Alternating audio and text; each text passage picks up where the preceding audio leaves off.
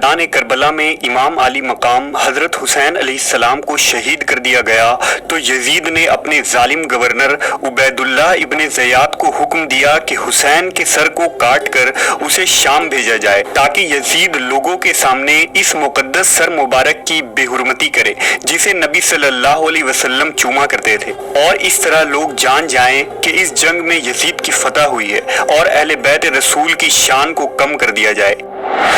लिहाजा शिमर ने इमाम हुसैन और 72 शुहदा इकराम के सरों को काटकर नेज़ों पर बुलंद किया और तमाम सरों को कूफा की मस्जिद में इब्ने ज़ियाद के सामने पेश किया गया। इस मुबारक सर को देखकर उबैदुल्लाह इब्ने ज़ियाद ने इमाम अलैहिस्सलाम के शान के खिलाफ कुछ बातें कही और आपके सर पर छड़ियां मारने लगा। इस दिलखरास मंजर को देखकर वहां मौजूद एक सहाबी रसूल हजरत अनस ने फरमाया कि अफसोस, जिस जगह तू छड़ियां फेर रहा है ये वो जगह है जहां अल्लाह के रसूल बोसा लिया करते थे। उबैदुल्लाह इब्ने ज़ियाद ने हुक्म दिया कि इमाम हुसैन के सर को यजीद के पास शाम भेजा जाए ताकि इस सर को देखकर लोग इबरत हासिल करें। लिहाजा रिवायतों में आता है कि जब शामी लश्कर इमाम हुसैन के सर मुबारक को कूफा से शाम ले जा रहे थे तो सिपाहियों ने इस सर को एक संदूक में रख दिया।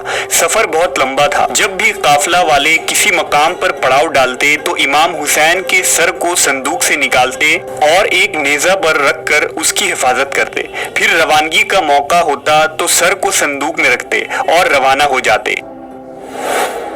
इस तरह सफर के दौरान एक रात वो एक कलीसा के पास पहुंचे जहां ईसाई इबादत खाना था।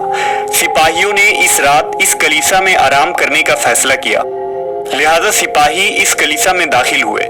वहां मौजूद पादरी को कहा कि आज रात हम यहीं रुकेंगे। सिपाहियों ने इस संदूक को एक कमरे में रख दिया।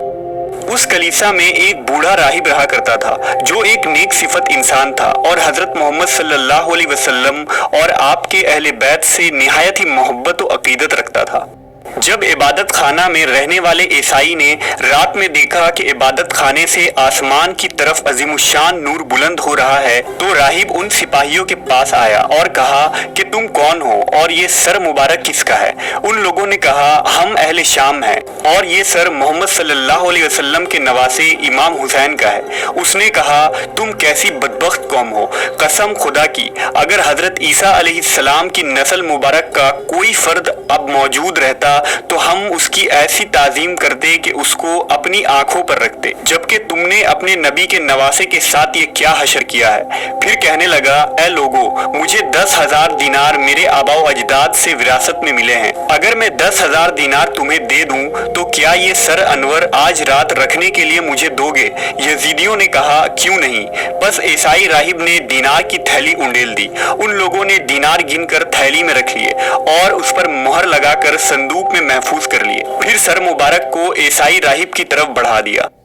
राहिब ने निहायत ताजीम के साथ सर मुबारक लेकर इसको गुस्ल दिया और अपनी गोद में रखकर रात भर रोता रहा। जब सुबह का वक्त करीब हुआ तो कहा ऐ सरे अनवर, मैं अपने आप ही पर काबू रखता हूँ और गवाही देता हूँ कि अल्लाह के सिवा कोई माबूद नहीं और आपके नाना मोहम्मद सल्लल्लाहु अलैहि वसल्लम अल्लाह के सच्चे रसूल हैं। ये कहकर वो मुसलमान हो गया और इमाम हुसैन की गुलामी में शामिल हो गया और उस सर मुबारक को उन सिपाहियों के हवाले कर दिया। उन लोगों ने सरे अनवर दोबारा संदूक में रखा और रवाना हो गए।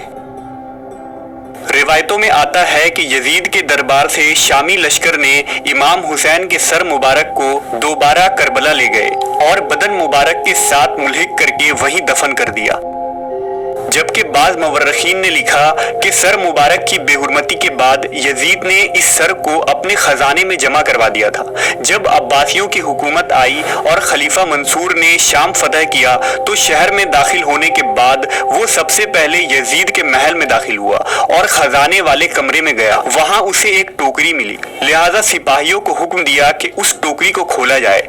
जब इस टोकरी को खोला गया तो इसमें हुसैन इब्ने अली का सर मुबारक रखा हुआ था जिससे अतर की खुशबू आ रही थी। लिहाजा मंसूर के हुक्म से इस सर मुबारक को दमिश्क में दफन करवा दिया गया। इमाम अलैहिस्सलाम के सर मुबारक से मंसूब ऐसे बेशुमार वाक़यात और करामात का जिक्र किताबों में मिलती है जो आप अलैहिस्सलाम की अजमत और शान की गवाही देती है। جیسا کہ اللہ نے قرآن مجید میں فرمایا، اور جو اللہ کی راہ میں شہید کیے گئے ہوں ہرگز انہیں مردہ خیال نہ کرنا، بلکہ وہ اپنے رب کے پاس